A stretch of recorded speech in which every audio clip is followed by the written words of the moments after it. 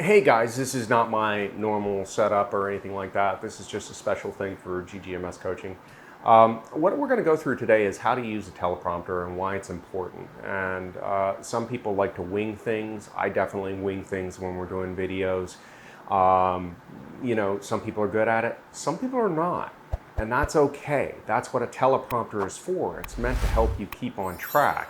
Now, why do you want to stay on track? Well, because if you ramble on too long, people will check out of your videos because you didn't stay on point or on task. That's the whole point of writing a speech or content that you have to say, and then being able to keep it on task at the same time. Now, I'm winging this right now, just so you're aware, because my teleprompter is right here, which is what I'm basically going to show you in this video. I'm going to show you very quickly on how to briefly put it together. You should always follow the instructions. This is not the only teleprompter on the market. There's other ones out there. I think Parrot Pro is one that's great for laptops and desktops and computers, in which you can just mount it on the screen over the camera and it will shoot right through it. And you can continue to read and do whatever you need through it. So the key takeaways here with this are the purpose of a teleprompter is to maintain eye line so that you're looking at the camera and you look like you're connecting with your audience and you're not all over the place. I will demonstrate what that looks like with the eye line as we move around. 2, stay on point and stay on content. Keep the content focused. And 3, save you time so you do not have to sit there and memorize things to such a major degree. Now, memorizing 60 pages is not an easy task, and most professionals, they take weeks, if not months, a month to memorize content. I studied under Jeff Goldblum, and Jeff used to talk about he would start preparing for his roles in movies 2-3 months in advance. So he's spending 5 days or 6 days a week just working on a script, having it memorized to the point where he walks on set and he has it. Now, listen, if you talk about other actors out there, like soap opera actors, they have to memorize a lot of document and a lot of papers, script work as well, but they're doing it in hours and sometimes a day for one page. But that's one page. So when you still have a lot of content to memorize and you want to stay on focus, a teleprompter is probably the most useful tool that you can actually use. Bravo to those people who can go out there and wing it and get it done in 60 seconds. And I heard somebody was stated that they had their videos recorded in 4 hours. Good for you. But did you wing it? Or did you stay on content and on point and cover all the detailed points that you need to? That's what a teleprompter is for. Let's get into it. Okay, so one of the things we're going to do right from the start is we're going to go into the app, which is we're going to import the script and these are the way I have my files organized, and so you're getting a personal view here. But I specifically made Word documents of the teleprompter scripts. So the reason why I broke them out is because I don't want them all on one. I want them individual, so to speak, on each time I'm going through this. So now I'm selecting just listed script. And here you can see I have basically the raw script from the GGMS document that we downloaded. At this point, I'm going to go through and I'm going to start removing all the stuff that does not need to be in there. I'm just going to delete it out. I'm also going to start to, and it's a little squirrely, so you got to work with it a little bit if you're on an iPad, but I'm also going to start deleting out all the spaces and all the returns or new paragraphs from the document. And what this does is it actually allows me to remove any place where there might be a pause in the document. And you're seeing me do it in real time right now, which is kind of cool. Now, you could have left the 1, 2, 3 there if you wanted to. I choose not to because I actually want to see what's coming at a faster rate than if I were to leave it, because there would be a pause and I would have to wait for it potentially in my speaking.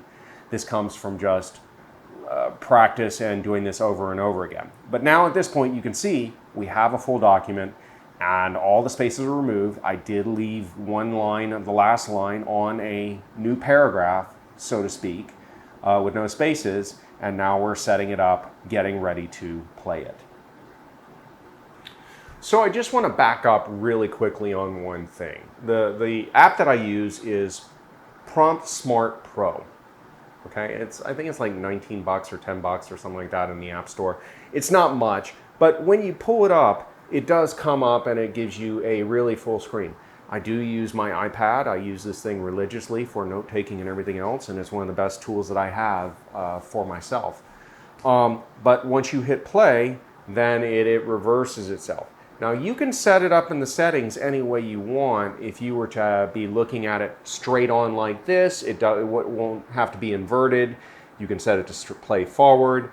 You can set it up any way you want. It's a very functional app and it works really well. And it's one of the few that is voice recognized, so you don't have to manually set a timer, which you can do in here, or you can just have it respond to the tonality of your voice and the intonations and the how it picks up on your voice recognition and moving the script forward.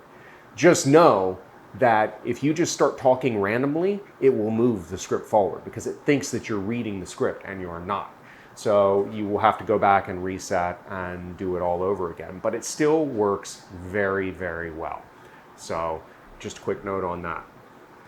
Okay guys, so this is basically the glide gear. The great thing about this particular one is that it has this full skirt right here that you can see that will cover a camera, as well as this glass, which is a mirror glass that allows the camera to see through it, and it will bounce the light reflection back from the iPad, which will sit here, back up onto this, and then forward so that you can see it. And it has this really solid mounting rail, so you can use it with a regular camera, you can use it with a phone, an iPhone, whatever small camera you want to use. It just has to be able to shoot through the glass and be fully covered while it's turned on. Now I'm just going to show you how to put this together real fast. I'm not going to spend a lot of time on this. So if I cut away and show you the finished product, which I might do, but I'm going to show you very quickly. The glass itself actually has Velcro on the outside of the rim. You are going to take the softbox and you're just going to put it onto the rim like so. And then because of the way it's made, it moves forward at an angle, as you can see, and mounts on the glass as well. Then at this point, this portion connects, as you can see, and zips up. Now I'm going to just cut away for a moment because it's a little bit difficult, and I'll show you in a second.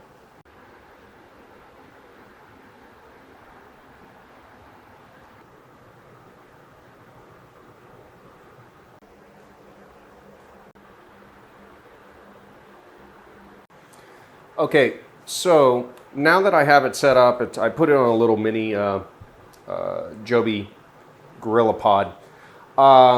You can see here, what you're not seeing is the glass right here, but I'm going to demonstrate this in a second. And then on the back side of this is where your camera will go. Now you can see right through it pretty clearly now, can't you? Pretty amazing how that glass works. It's black on one side, pretty dark, and then on the other side, when you flip it around, it's dark. But you got it.